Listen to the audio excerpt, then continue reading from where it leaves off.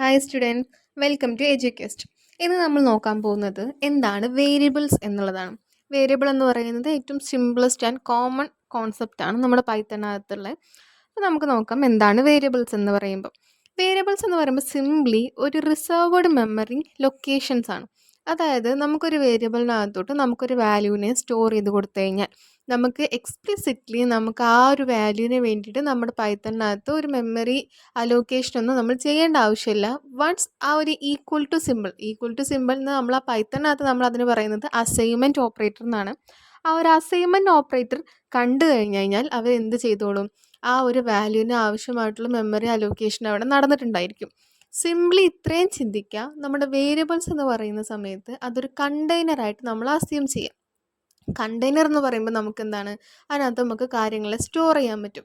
അപ്പോൾ അതുപോലെ തന്നെയാണ് വേരിയബിൾസിൻ്റെ അകത്ത് നമുക്ക് എന്ത് ചെയ്യാൻ പറ്റും, ഓരോ വാല്യൂസിനെ, അത് മേ ബി ഇൻറ്റിജേഴ്സ് ആയിരിക്കാം, സ്ട്രിങ് ആയിരിക്കാം, ഫ്ലോട്ടിംഗ് വാല്യൂസ് ആയിരിക്കാം, ബൂളിയൻ വാല്യൂസ് ആയിരിക്കാം. അങ്ങനെ നമുക്ക് ഇഷ്ടമുള്ള വാല്യൂസിനെ നമുക്ക് ഇഷ്ടമുള്ള പേരിലുള്ള വേരിയബിൾസിനകത്തോട് നമുക്ക് സ്റ്റോർ ചെയ്ത് വെക്കാൻ പറ്റും. നമുക്ക് എപ്പോഴെങ്കിലും ആ ഒരു വാല്യൂവിനെ ആക്സസ് ചെയ്യണമെന്നുണ്ടെങ്കിൽ നമുക്ക് എന്ത് ചെയ്താൽ മതി, ആ ഒരു പേരിനെ സ്പെസിഫൈ ചെയ്താൽ നമുക്കതിനെ ആക്സസ് ചെയ്യാൻ പറ്റും.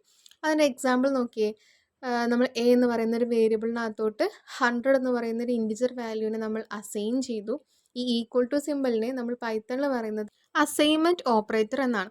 അപ്പോൾ എന്താണ്, നമ്മൾ എ എന്ന് പറയുന്ന വേരിയബിളിലോട്ട് 100നെ അസൈൻ ചെയ്തു.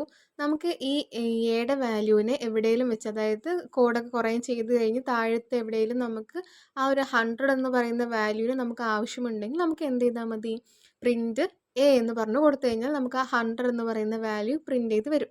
അതേപോലെ തന്നെ താഴെ നോക്കി, ബി എന്ന് പറയുന്ന വേറൊരു വേരിയബിൾ ഉണ്ട്. അതിനകത്ത് നമ്മൾ 1000.0 എന്ന് പറയുന്ന ഒരു ഫ്ലോട്ടിംഗ് പോയിന്റ് നമ്പറിനെ നമ്മൾ അസൈൻ ചെയ്തു. അതിന് താഴെ നമ്മൾ നെയിം എന്ന് പറയുന്ന ഒരു വേരിയബിളിലോട്ട് ജോൺ എന്ന് പറയുന്ന ഒരു സ്ട്രിങ്ങിനെയും അസൈൻ ചെയ്തു. നമ്മൾ സ്ട്രിങ്ങുകൾ കൊടുക്കുന്ന സമയത്ത് എന്താണ്, ഒന്നെങ്കിൽ നമ്മൾ സിംഗിൾ കോഡ്സിനകത്ത് വാല്യൂ കൊടുക്കണം, അല്ലെങ്കിൽ ഡബിൾ കോഡ്സിനകത്ത് കൊടുക്കണം, ഓർ ഈവൻ ട്രിപ്പിൾ കോഡ്സിനകത്ത് നമുക്ക് സ്ട്രിങ്ങിനെ കൊടുക്കാം. അപ്പോൾ താഴെ നോക്കിയേ, നമുക്ക് ഈ എ ബി നെയിം എന്ന് പറയുന്ന ഈ വേരിയബിൾസിനെല്ലാം നമുക്ക് പ്രിൻ്റ് ചെയ്യണമെന്നുണ്ടെങ്കിൽ നമുക്ക് എന്ത് ചെയ്താൽ മതി, ജസ്റ്റ് പ്രിൻ്റ് ബ്രാക്കറ്റിനകത്ത് എ, അത് ബ്രാക്കറ്റ് ക്ലോസ് ചെയ്യുക. അടുത്ത ലൈനിൽ പ്രിൻ്റ് ബ്രാക്കറ്റിനകത്ത് ബി, ബ്രാക്കറ്റ് ക്ലോസ് ചെയ്യുക. അടുത്ത ലൈനിൽ അടുത്ത പ്രിൻറ്റ് സ്റ്റേറ്റ്മെൻറ്റ് കൊടുക്കുക, പ്രിൻ്റ് ബ്രാക്കറ്റിനകത്ത് നെയിം, അതായത് സ്പെല്ലിംഗ് മിസ്റ്റേക്ക് ഒന്നും പാടില്ല. നമ്മൾ എങ്ങനെയാണോ മേലെ വേരിയബിളിൻ്റെ പേര് കൊടുത്ത്, സ്മോൾ ലെറ്റേഴ്സിലാണെങ്കിൽ അങ്ങനെ, ക്യാപിറ്റൽ ലെറ്റേഴ്സിലാണെങ്കിൽ അങ്ങനെ, അതുപോലെ താഴെ നമ്മൾ പ്രിൻറ്റിനകത്ത് കൊടുക്കുക.